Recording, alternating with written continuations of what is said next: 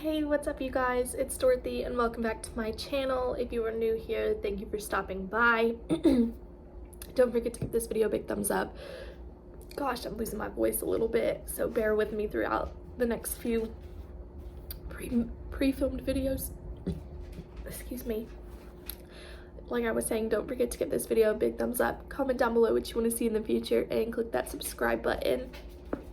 In today's video, we are going to go into chapter 26 of A Good Girl's Guide to Murder by Holly Jackson, so let's get into it. This video may contain foul language and sensitive topics. If you do not wish to continue, please click off of the video now. You have been warned. It was Sal. It had to be. Despite the cold, Pip's blood raced, warm and fast, hammering through her heart. She moved mechanically, 1,000 thoughts shouting over each other, but she listened to only one. She downloaded the trial version of Photoshop, saved Max's photo, and opened the image in the program. She enlarged the photo and then sharpened it. Her skin flashed cold, then hot again. There was no doubt about it. The numbers projected on Naomi's phone read 1209. The friends said Sal left at 10:30, but here they were, all four of them at 9 minutes past midnight, and no one of them could have taken the photo themselves. Max's parents were away that night, and no one else could have been there. That's what they've always said. It was just the five of them until Sal left at 10:30 to go and kill his girlfriend, and here was proof that was a lie. There was a fifth person there after midnight, and who else could it have been but Sal?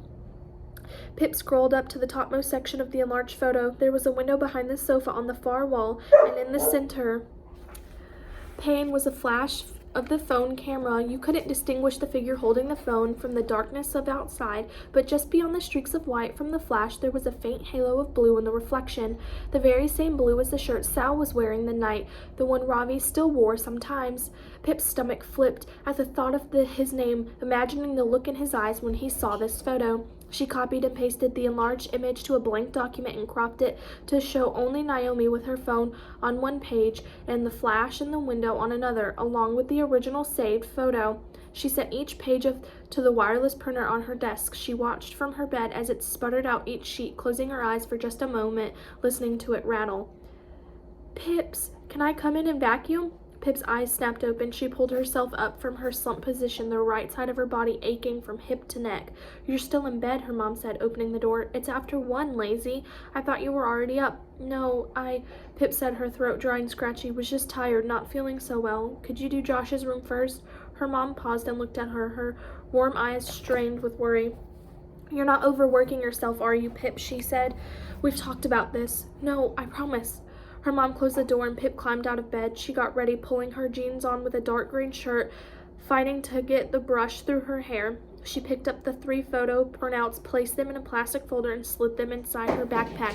Then she scrolled to the recent call list in her phone and dialed. "Ravi! What's up, Sarge? Meet me outside your house in 10 minutes. I'll be in the car." "Okay. What's on the menu today? More blackmail? Side order of breaking and entering? It's serious. Be there in 10.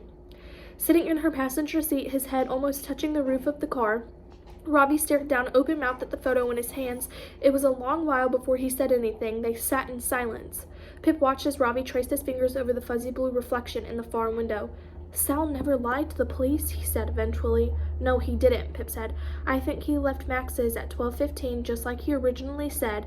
It was his friends who lied. I don't know why, but on that Tuesday they lied, and they took away his alibi. This means he's innocent, Pip," his big round eyes fixed on hers. "That's what we're here to test. Come on." She opened her door and stepped out. She picked Ravi up and driven him straight to the grassy patch of Weevil Road, leaving her hazard lights flashing. Ravi closed the car door and followed as Pip started up the road. "How are we testing that?"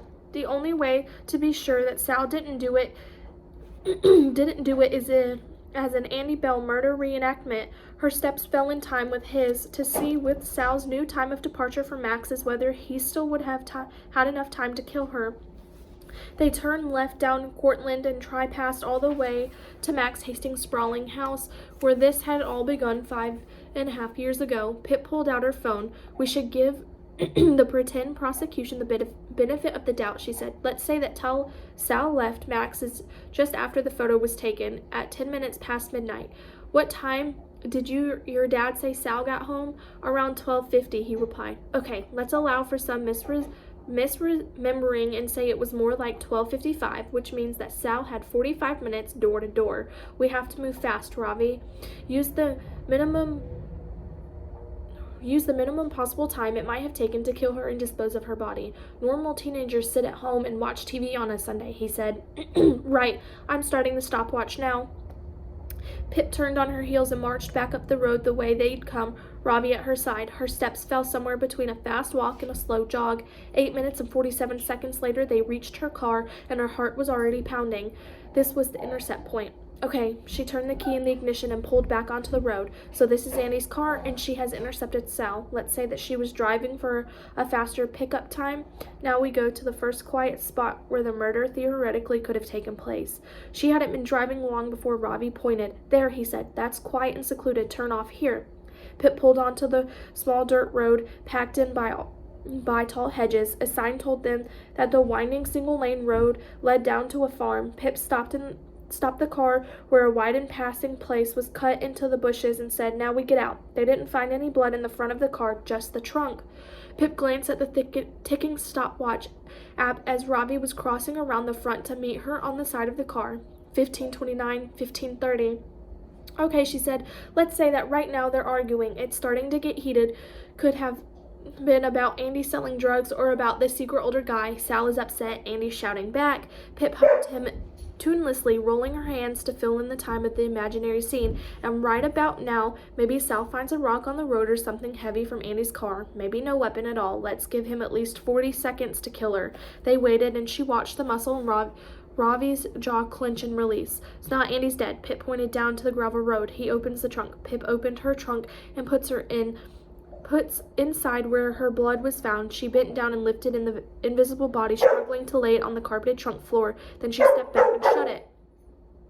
Now back in the car, Ravi said. Pip checked the timer. 20:02, 20:03. She put the car in reverse and swung out onto the main road. Sal's driving now, she said. His fingertips get on the steering wheel and around the dashboard. He'd be thinking of how to dispose of her body. The closest possible foresty area is Lodge Park, so maybe he'd come off Weevil Road here, she said, swerving the woods appearing on their left. But he'd have needed to find a place to get the car up close to the woods, said Ravi. They chased the woods for several minutes, searching for such a place until the road grew dark under a tunnel of trees pressing in on either side. There, they spotted one together. Pip signaled and pulled off onto the grassy patch bordering the forest. I'm sure the police searched here 100 times, as these are the closest woods to Max's house, she said. But let's just say Sal managed to hide her body here. Pip and Ravi got out of the car once more. 26:18. So he opens the trunk and drags her out. Pip recreated the action, noticing Ravi avert his eyes. He'd probably had nightmares about this very scene, his older brother dragging a dead and bloodied body through the trees. But maybe after today, he'd never have to picture that again. Sal would have had to take her pretty far away from the road, she said. Pip mimicked dragging the body, her back bent, staggering slowly backward. Up here's fairly hidden, Ravi said, once Pip had dragged her about 200 feet through the trees. Yep. She let go of Andy. 29:48. Okay, she said. So the hole has always been a problem. How he could have had time to dig one deep enough anyway. But now that we're here, she glanced around the dappled woods. There are quite a few downed trees. Maybe he didn't need to dig much at all. Maybe he found a shallow ditch ready-made for him, like there. She pointed to a large mossy dip in the ground, a tangle of old roots creeping through it, still attached to a long fallen tree. He would have needed to make it deeper, Ravi said. She's never been found. Let's allow 3 or 4 minutes for digging. Agreed. When the time came, she dragged Annie's body into the hole. Then he would have needed to fill it again, cover her with dirt and debris. Let's do it then, Ravi said, his face determined now. He stabbed his boot into the dirt and kicked a spray of soil into the hole. Pip followed suit, pushing mud, leaves, and twigs into fill the small ditch. Ravi was on his knees, sweeping the whole armfuls of earth over and on top of Andy. Okay, Pip said, when they were done, eyes on the hole now, invisible against the forest floor. So now she's buried. Sal heads back. 37:59. They jogged back to Pip's car and climbed inside, kicking mud all over the floor. Pip did a 3-point turn, swearing when a 4x4 barreled by. When they were back on Weevil Road, she said, right now, Sal drives to Monroe, where Howie Bowers lives, and he ditches Andy's car. Sorry for all the barking, but here we go. They pulled into a road a few minutes later, and Pip parked out of sight of Howie's bungalow. She locked the car behind them, and now we walked to my house, Ravi said, trying to keep up with Pip, her steps breaking into an almost run. They were both concentrating too hard for words, their eyes down on their pounding feet, treading in allegedly year-old footsteps. They arrived outside the Singh's house breathless. A sheen of sweat had broken out on Pip's upper lip. She wiped it on her sleeve and pulled out her phone. She stopped the timer, and she stared at the numbers, hairs rising all over her body. She looked at Ravi. What? His eyes were wide and searching. So we gave Sal an upper limit time window of 45 minutes between locations, and our reenactment worked with the closest possible locations and was almost inconvincibly efficient. Yeah, it was the speediest of murders, and Pip held her phone out for him and showed him the timer. 58 minutes, 19 seconds. Ravi read aloud. Ravi? His name fizzed on her lips, and she broke into a smile. Sal couldn't possibly have done it. He's innocent. The photo proves it. Shit! He stepped back and covered his mouth, shaking his head. He didn't do it. Sal's innocent. He made a sound gravelly at first, then a quick bark of laughter laced with disbelief. A smile unfolded slowly across his face, and he laughed again, the sound pure and warm. Pip's cheeks flushed with the heat of it, and then Ravi looked up at the sky and the sun on his face, and the laugh became a yell. He roared up into the sky, neck strained, eyes screwed shut. People stared at him from across the street, and curtains twitched in houses, but Pip knew he didn't care, and neither did she. Her eyes prickled with tears as she watched him in this raw, confusing moment of happiness and grief. Ravi looked down at her, and the roar cracked into laughter again. Before Pip knew what was happening, he'd wrapped his arms around her and lifted her from her feet. Something bright whirred through her, a feeling with wings. Ravi's breath was in her ear, laughing and crying as he spun her round and round. We did it, he said, putting her down so clumsily that she tripped over his feet. He stepped back and wiped his eyes, looking suddenly embarrassed. We actually did it. Is it enough? Can we go to the police with that photo? I don't know, Pip said. She didn't want to take this away from him, but she wasn't really sure. Maybe it's enough to convince them to reopen the case. Maybe it isn't, but we need answers first. We need to know why Sal's friends lied, why they took his alibi away from him. Come on. Ravi took one step and hesitated. You mean ask Naomi? She nodded, and he drew back. You should go alone, he said. Naomi won't talk if I'm there. She physically can't talk. I bumped into her last year, and she burst into tears just looking at me. Are you sure? Pip said. You out of everyone deserve to know why they did it. It's the way it has to be. Trust me. Be careful, Sarge.